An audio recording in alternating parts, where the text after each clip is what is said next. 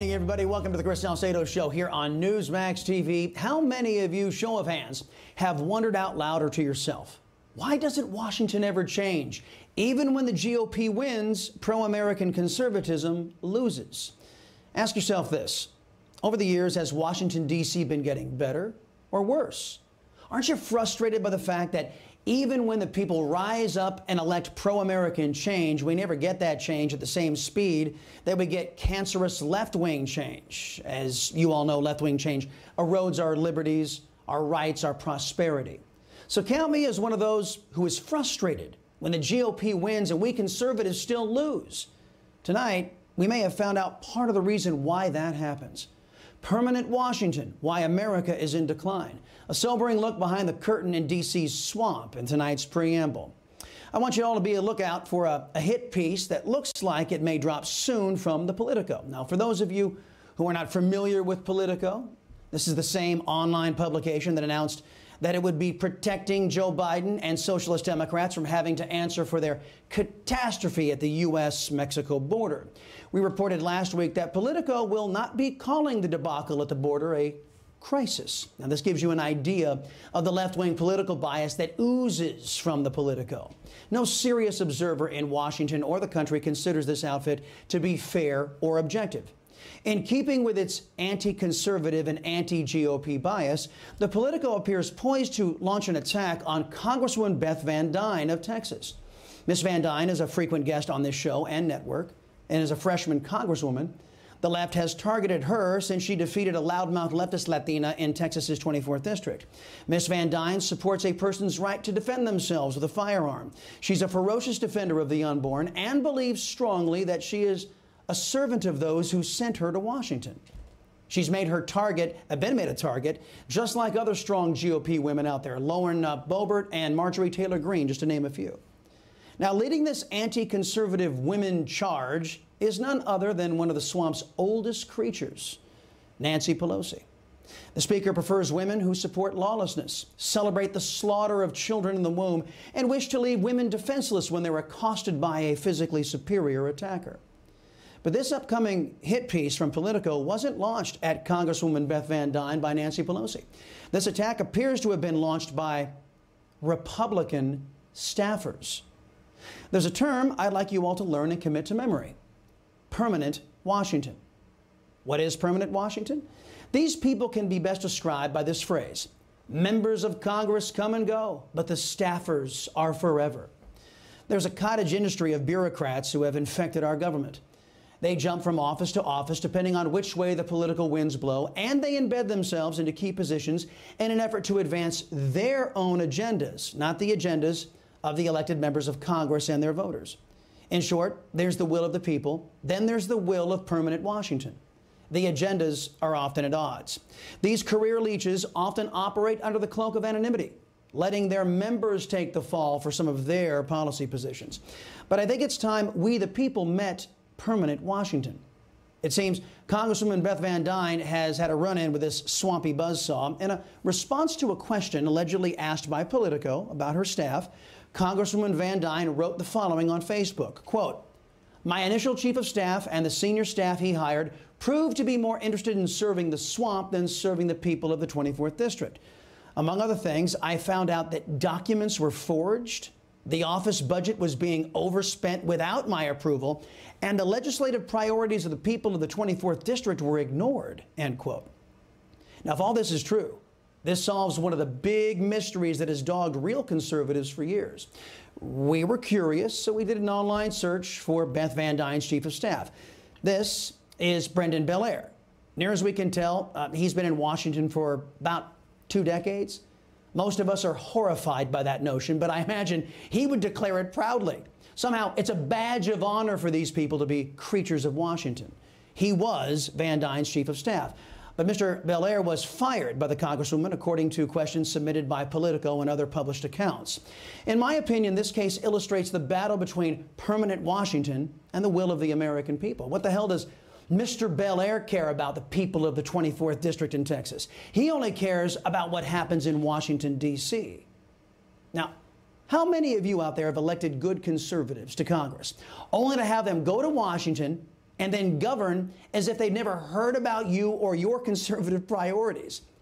I think this is how that happens. The federal government is so big, so expensive, and so unaccountable. The only way it can be halfway managed is for members of Congress to delegate improper amounts of authority and decision-making power to a class of swamp creatures who are nameless, faceless, and accountable to no voter. According to Congresswoman Van Dyne's Facebook post, she suspects these alleged Republicans are the source of the impending Politico article. And judging by the natures of the questions there, that seems quite logical. Is this the punishment our elected leaders face when they go to Washington if they dare to think it is they who should be setting policy? If a member strays from permanent Washington, can we rely on some left-wing rag getting a tip for a story? Also, what does it say about a so-called Republican if they would kneecap a conservative by betraying her, benefiting Pelosi and the Politico? Back to my original question. Even when the GOP has been in the majority in Washington, why does it always seem socialist Democrats win? Could it be that nameless and faceless bureaucrats and staffers are leaking? Trump knows about that. Leaking and working to undermine real change in Washington. Washington is corrupt, after all. That's the way it's always been. They don't appear to want conservatives in D.C. upsetting that apple cart. And how can the people trust the Republicans in permanent Washington if their actions are aligned with anti-American socialists? Take the case of Congresswoman Beth Van Dyne. I don't believe in coincidences, especially when it comes to the nation's capital. In my opinion, it's no accident that Nancy Pelosi, the Politico, and permanent Washington GOP staffers just so happened to launch attacks against a conservative congresswoman virtually at the same time. Now, if you've ever wondered why your Republican politicians campaign like conservatives, but head on over to Washington and start governing like liberals, I think we just discovered why. I think all of you should be calling up your representatives' offices today to take some inventory. The first question you should ask is, who is really representing me? Is it the person I elected, or is it somebody from Washington's permanent governing class? And to all of you so-called GOP staffers who think you should run the show from the shadows, I say this: with friends like you, who needs socialists? Now, let's get to your top stories. The Supreme Court versus your gun rights, the Second Amendment, the United States Constitution. We'll dive into that during this program. Ties to Tehran. Mr. Kerry has had plenty of those deep ties, and it turns out he's been giving some more favors that perhaps, according to one source, he shouldn't be, and draining the swamp. We begin with a reaction on Politico's impending hit piece from this freshman congresswoman we just told you about, Congresswoman Beth Van Dyne. She's joining me now. Congresswoman, welcome back. So great to see you here. So my first question is to you. Knowing what you know about the swamp, whatever possessed you to hire somebody from permanent Washington? He came very well qualified. He came from Doug Collins' office. He was chief of staff for Doug Collins, who, as you know, was a Trump warhorse. He led the Judiciary Committee. So we were prepping our office for an America First agenda, and we wanted to make sure that we had people on staff that supported that cause and would be able to help us create that. What I did was I empowered him to be able to hire senior staff, and because of one hire, we saw exactly what you explained. These people work for D.C.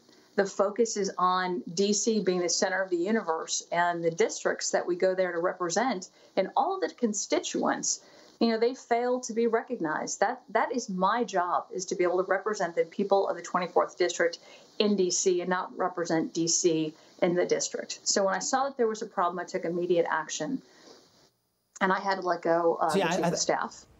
Well, yeah, I know. Yeah. I think this is part of the problem. Not all, but a healthy chunk of career folks in Washington are responsible for the out-of-control, unaccountable government that is plaguing this country.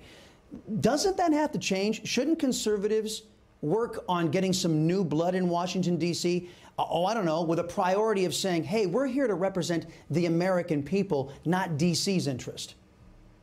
Yeah, and when you see that happening, you need to take swift and decisive action, which is exactly what we did. And we've brought in new blood. We've got a great team right now My priority was working on our district staff. Our district staff is phenomenal. They are very responsive. They're doing a ton of casework. We're doing business roundtables and tours and all sorts of outreach to make sure that we're hearing, listening, and representing.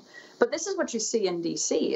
is many of the staffers just believe that they run the show and then they isolate and they tear down. And especially if you are a conservative woman, what we have found is that the media is all too happy to objectify and sexualize the conservative women that are up there. And if you look at some of the questions that were posed by this article, by Politico, you'll see it's clickbait material. It's embarrassing. They would never ask a man or a Democratic woman some of these questions that they posed for us. It's crazy. Yeah. Folks, you want to go to Beth Van Dyne's Facebook page if you want to check out these questions. They were, one of them in particular was quite sexist and shocking. I want to shift some gears on you. You're currently at this year's House Republican retreat in Florida. What's the big news out of the gathering so far? Our focus now is taking back the House in 2022. But the question is, okay, once we get there, once we have the control of the House, what are we going to do with it? So what you've seen is a very concerted effort to put together strategies and solutions. We can't just be the party of no. We have to be the party of answers and solutions. And I think that's exactly what you're seeing. A number of different task forces being formed, around things like border security, national security, cybersecurity, healthcare, bringing back the economy. Those are all things that we have solutions for. We're going to put together so that when we finally get the House back in 2022, we will be able to immediately make some change. All right. Now, since James Comey was in the FBI, I've been convinced that leadership at the FBI is compromised. Now we learn that the FBI looked at this case in 2017, you know it well, when a crazed Bernie Sanders supporter tried to assassinate your fellow GOP colleagues with a high-powered rifle. The FBI is calling this shooting, Congresswoman, a suicide by cop. That's their official designation. That shooting nearly killed Steve Scalise. As conservatives, praise God, show up to Washington to clean up the permanent class in Washington, doesn't somebody up there need to take a look at what's happening at the FBI? No, they absolutely do. Look, I was with Steve Scalise last night at a dinner, and I spoke with him about this, and he is really livid about it, and for good reason. I mean, you saw what the finding was suicide by cop. Somebody who wants to be shot by police officers does not seek cover. Somebody who wants to be shot by police officers does not go to an area where they don't believe police officers are, which when he got there, it was just by luck that Steve Scalise actually had his detail because he happened to be in leadership. By the way, they were plain clothes. This person who was, suicide by cop, he brought hundreds of rounds to kill Republicans. He was very clear with his cause, with his motivation. And for this finding to be anything other than, attempted murder, which is exactly what he did, is just shocking. And yeah, we definitely need to get down to the bottom of it and figure out why our law enforcement has been politicized. Yeah, it is a political assassination in my view, but I mean, for crying out loud, it's certainly not suicide by cop. Last thing, according to new census data, Texas is poised to pick up 2 congressional seats, while liberal states, California and New York, are poised to lose seats. What can the country take away from that result coming out of the census? Well, when you have those kind of liberal policies that increase people's taxes, take people's individual rights and freedoms away, and just squelch jobs, you're going to see that people want to move to countries that have freedom and that value businesses and recognize that they need to empower working families and not put them dependent on government checks for a living. So I think you're going to see a lot more of that. Texas is growing leaps and bounds, one of the fastest growing states in the country. And we're getting people from California who are quite simply fed up with the liberal policies there. So you have folks that are in the federal government, they're going to be fighting just as hard as you see some of these conservative state legislators and these conservative governors fighting for their states. Conservative Congresswoman Beth Van Dyne, lady, thank you very much for the time. We appreciate it. Hey, I'm Rob Finnerty. Thanks for watching. If you enjoyed this video, please join the conversation in the comments below. Don't forget to subscribe, too. Hit the bell icon to be alerted to breaking news. And remember, there's a whole lot more on Newsmax TV, America's fastest growing cable news network. Newsmax TV, where real news for real people.